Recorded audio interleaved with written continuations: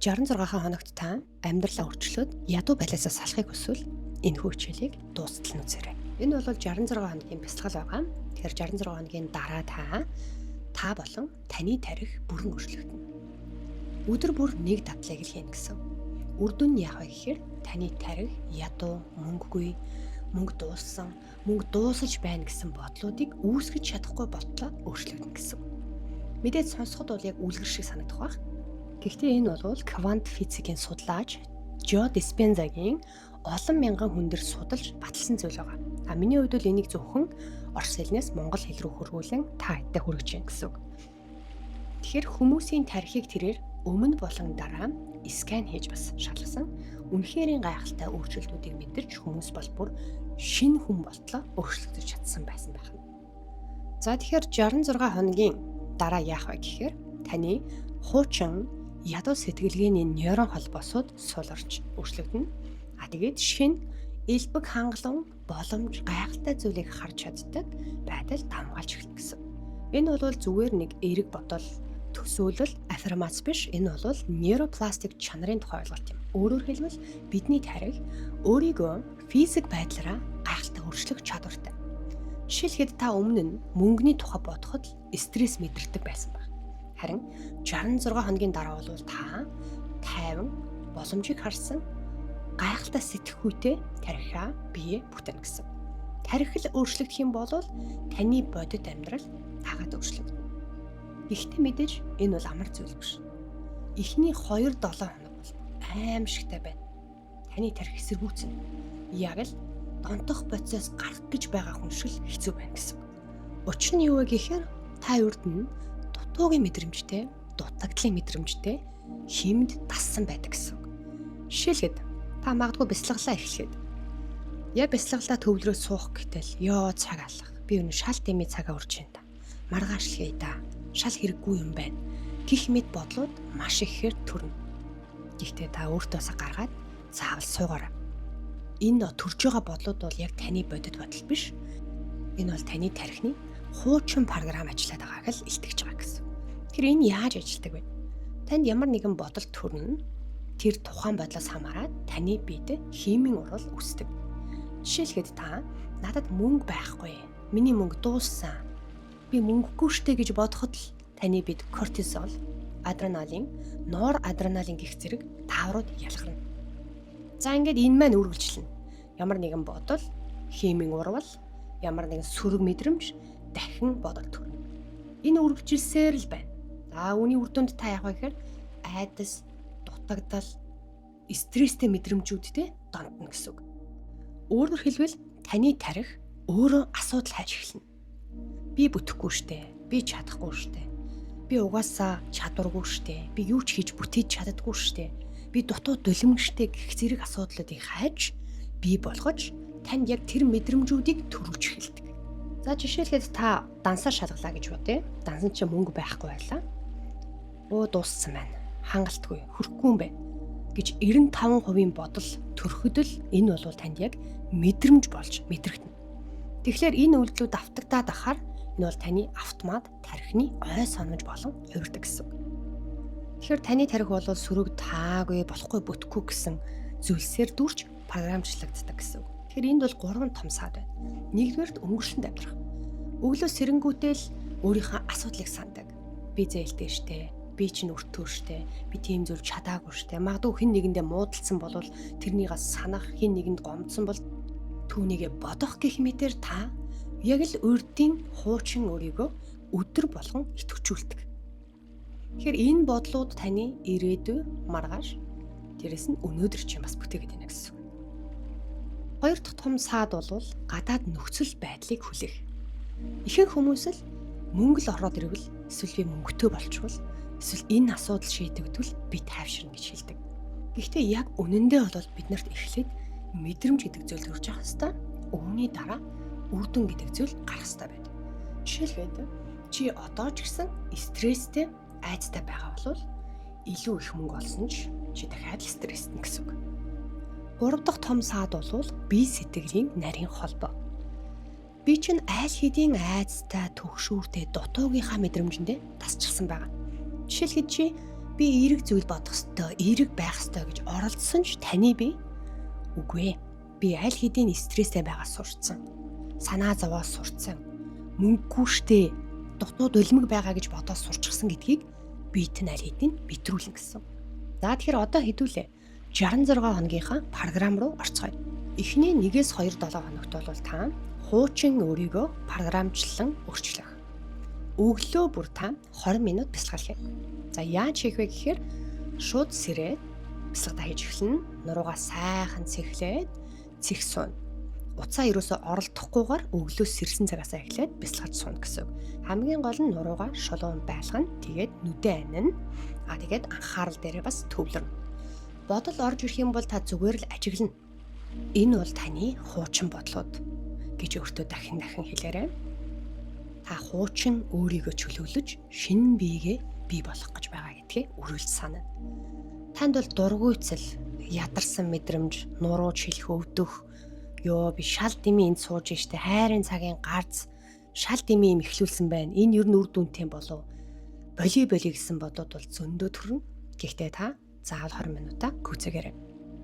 Хамгийн чухал нь та хуучин өөрийгөө өөрчилж хуучин биеэ өөрөөсөө чөлөөлж гинэ гэж бодно гэсэн. За ингээд та 2-7 хоног яг тууштай өдөр болгон хийж чадах юм бол таны бодол болон үйлдэлийн хооронд зай үүсч эхэлнэ. За ингээд үүний дараа 3-4 дахь 7 хоногт болохоор бид шинэ өөрийгөө бүтээж эхэлнэ. Энэ удаа бол бясалгалын хугацаа арай уртсаад 25 минут болно. Яаж хийх вэ гэхээр яг л урдын адлаар өглөөс ирээд шууд бясалгалдаа нуруугаа цэхлээд суун, нүдэн анина. Энэ үед бясалгаж байхдаа шинэ өөрийгөө төсөөлнө. Зөвхөн төсөөлөх биш, мэдрэх гэж хичээнэ. Танд мөнгө байгаа, их мөнгөтэй болчихсон, тайван сайхан мэдрэмжүүд төрсөн байгаагаар төсөөлж түүнийгээ мэдрэх гэж хичээнэ. Өөрийгөө итгэлтэй ярьж байгаагаа төсөөлнө. Таны дансанд их хэмжээний мөнгө орж ирэхэд та ямар мэдрэмжүүд авдгийг, яаж баярлдгийг түүнийгээ төсөөлнө. Стрессгүй амьдралаар амьдрахад ямар сайхан байдгийг түүнийгээ төсөөлөн мэдрэх гэж хичээнэ. Үүний үр дүнд бол та 3-4 дахь 7 хоногоо бүрэн даван туулж чадах юм бол санамсаргүй боломжууд гарч ирнэ. Ягаад ч юм урд нь танаас зүхтаад байсан хүмүүс холбогдож эхэлнэ. Мөнгөний асуудал багасаж тань руу мөнгө өөрөө орж эхэлнэ. Санамсаргүй давхцал байдлаар л ийм боллоо доо гэж бодох боловч яг үүндээ энэ сайн сайхан эерэг зүйлүүд чинь танд олон удаа давтагдаж эхэлнэ гэсэн үг.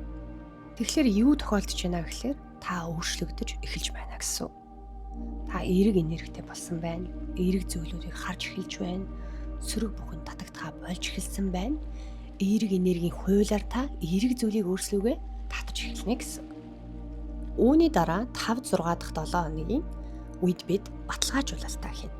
Эерэг сайхан өөрийгөө улам илүү сайнаар мэдэрч эхэлнэ гэсэн. За энэ үед бол бидний 40 дахь хоног бол эргэлтийн цэг буюу хамгийн чухал хоног гэсэн. Өглөөс ирээд бясалгалаа хийгээд та өөрийнхөө бүтэн өдрийг бүтээнэ. Өглөөний бясалгал таны өдрийн турш аз жаргалтай эерэг сайн сайхан байх эрч хүчийг өгдөг болно гэсэн. Өнөөдөр надад маш гайхалтай боломжууд байна гэдгээ та мэдэрч тайван амгалан өөртөө итгэлтэй болж эхэлнэ. Харин орой унтахаасаа өмнө та талархаж эхлээрэй. Өнөөдөр болсон сайн сайхан зүйлд баярлалаа гэж өөртөө талархал илэрхийлнэ. За тэгэхээр энэхүү 2-7 хоногийн хугацаанд бол таны элбэг, хангалан, амар тайван сайхан мэдрэмжүүд бол таны хувьд хэвийн зүйл болон хувирна гэсэн. Өмнө нь бол дутууд өлмөг байсан бол одоо та аль хэдийн хэвийн хүн ач жаргалтай тайван нэгэн болон хувирна гэсэн. За ингээд үргэлжлүүлээд 7-оос 9 дахь 7 хоног дээр бол таны тэр мэдрэмжүүдийг бодит болгох цаг хугацаа. Энэ удаа бол бясалгалын хугацаа минутын хувьд багасна. 15 минут байхад хангалттай. Гэхдээ та илүү гүн гүнзгий бясалгалынхаа хэмнэлд орно гэсэн. Богино хугацаанд гүн мэдрэмжүүдийг төсөөлнө. Өөрийгөө тэр аз жаргалтай эерэг байгаа бүх мэдрэмжээ төсөөлөөд түүнийгээ бие дээрээ мэдэрч сурна гэсэн. Үүний дараа өдөржингөө энэ мэдрэмжээ хадгалж сурахыг хичээнэ. Ингээд 9 дахь 7 хоног дуусгаад та аль хэдийн сэтгэл зүйн хувьд амар амгалан, тайван, аз жаргалтай боломжуудыг харж чаддаг тунгалаг нэлмэтэй нэгэн болж өрнө гэсэн. Үүний үр дүнд та өөртөө итгэл нэмэгдэнэ, сэтгэлийн хувьд маш гоё аз жаргалыг мэдэрч эхэлнэ гэсэн. Ингээд 66 дахь өдөр бол бид нарын шинэ эхлэл. Та шал өөр урдаасаа тис ондоо гайхалтай нэгэн хүн болж өгсөн. Тэгэхээр 66 дахь өдөр бол төгсгөл биш. Энэ бол бидний аз жаргалтай, баяр баясгалтай амьдралын эхлэл гэж ойлгож байна. Ингээд энэхүү 66 өдрийн программыг үр дүнтэй байлгах зүйл юу вэ гэхээр нэгдүгээр талархлын бясалгал. Үр дүн гарахаас өмнө төсөөлөн түүнгээ баярлан талархах. Үр дүн гарцсан байгаагаар бодож маш сайхан сэтгэлийн хувьд аз жаргалыг мэдэр сурах. Хоёрдугаарт нь оюун санааны хувьд бол дадал суулгах. Тарих бол ерөөсөө таны бодож байгаа зүйлийг бодит байна уу, зүгээр л та төсөөлж гэнэ гэдгийг огтос ялгахдаггүй. Тэгэхээр та энэ тархийг яаж хоололж байна? Ямар энерги, ямар мэдээлэлээр хоололж байна? Яг л тийм үр дүнг та мэдэрч чадна гэсэн. Гуравдугаар тухайн өдрөө бүтээх. Өглөөний бясалгал таны бүхэл өдрийг бүтээх хүчтэй болж эхэлдэг. Өглөө сэрэл та бясалгалаа хийхэд таны бүхэл өдөр аз жаргалтай эерэг байдлаар програмчлагдана гэсэн үг. За одоо хэдүүлээ энэхүү программыг дагаж мөрдөх үед хүмүүсийн түгээмэл гаргадаг 5 алдааг ярилцъя. Нэгдүгээрт бол өдөр алгасах.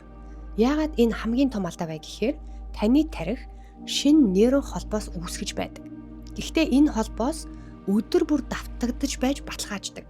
Нэг өдөр алгасахад л шинэ үүсч байсан холбоос маань буцаад сулардаг.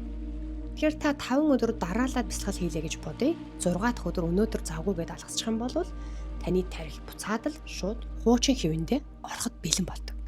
Тэгэхээр яг үнэндээ бол нэг өдөр яах вэ гэсэн бодвол хамгийн аюултай гэсэн. Магадгүй та завгүй байх юм бол тэр өдөр 20 минут хийж чадахгүй байлаа гэхэд ядаж 10 минут маш зөв чанартай хийгээрэй. Хоёр дахь алдаа бол ерөөсөө анхаарлаа төвлөрүүлдэггүй. Бясалгал бол зөвхөн бодлоор биш, таны мэдрэмжээр дамжуулан тархийг өөрчилдөг. Жишээлбэл та сууж байхдаа за хурдан дуусгая.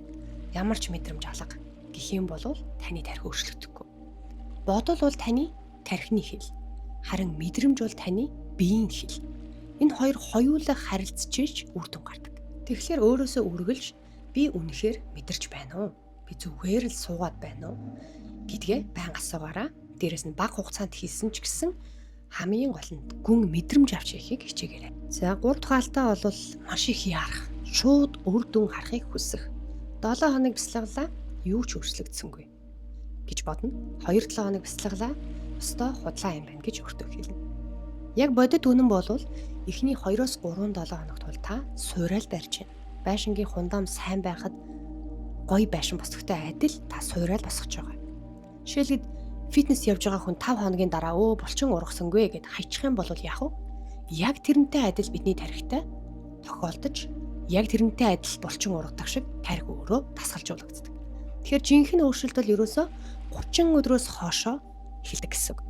Тэгэхээр та бүхий л анхаарлаа өдөр болгоныхоо процесс дээр төвлөрүүл. Би өдөр бүр өөрийгөө өөрчилж байгаа шүү гэдэг дээр анхаарлаа хандуулаарай. 4 дахь алдаа бол үр дүнгээ шалгах. Жишээлхэд дахин дансаа үзэх. Мөнгө нэрээ орж ирж байгаа болов юу өөрчлөгдөж байгаа юм бол гэж шалгадаг. Тэгэхээр энэ бол өөрөө буцаад асуудал. Та нөгөө л дутуугийн мэдрэмжээсээ салаагүй байна гэсэн. Тэгэхээр та бясалгал хийсний дараа ямар нэгэн үр дүнг шууд хүлээж шалгах хэрэггүй. Тэгхийн бол та буцаад л өөрийнхөө хуучин сэтгэлгээ рүү буцаад ийн гэсэн. Тэгэхээр та өдөр болгоныхаа мэдрэмжэн дээр илүү төвлөр. Сүрэг мэдрэмжээр сүрэг химийн бодисыг бидээ бүтээдэг байсан бол одоо та эерэг, гайхалтай, тайван байгаа тэр мэдрэмжүүдээ илүү их мэдрахийг хичээгээрэй. Хамгийн гол нь дотоод өөрчлөлт. Дотроосоо та өөрчлөгдөхөд бол гадна орчин өөрөө дагаад өөрчлөгдөнө. Хамгийн сүүлийн алдаа бол сүрэг орчинд байх. Та бясалгалаа хийгээд ээлбэг, тайван, сайхан мэдрэмжүүдийг авлаа. Гэтэл үүний дараа найзуудтайгаа уулздал, найзууд нь асуудал ярина, амьдрал хэцүү байна, хөнгөгүй байна гэж ярихтаа л таны тарих буцаад хуучин горим руугаа шилжиж эхэлдэг. Тэгэхээр та яах вэ гэхээр өөртөө хэмжээ хязгаарыг тогтоож сурна. Сүрэг ярианаас зайгаа барь сурна. Дотоод хил хязгаараа тогтоож сурна. Яг энэ цэгт хүрэхэд л би ямар нэг сүрэг зүйлийг сонсохгүй байх ёстой гэдэг ч юм уу. Эсвэл эерэг сайхан контентуудыг үзэх, эерэг хүмүүсээр өөрийгөө хүрээлүүлж сурах. За ингээд энэхүү 5 зөвлөмжийг сайн нарийн ямбад дагаж чадах юм бол та гайхалтай өөрчлөлтийг мэдрэх болно. Энэ 66 хоног бол мөнгөний тухай асуудал биш. Энэ бол таны өөрчлөлтийн тухай, шинэ биеийн тухай, энэхүү хорвоо ертөнцид ямар зорилготой ирсэн, яаж амьдрах ёстой тухай 66 хоног. Тэгэхээр үүнийг дараа 7 хоногт эхлүүлье гэж битгий хойшлуулаарай. Яг маргаашнаас эхлээд өртөө амлаад 66 хоногийн турш өдөр болгон бясалгаарай. 20 минут таны хорвоо дэлхийг харах өнцөг болон өөрийгөө харах өнцөг, эргэн тойрны харах өнцгийг өөрчилж чадна.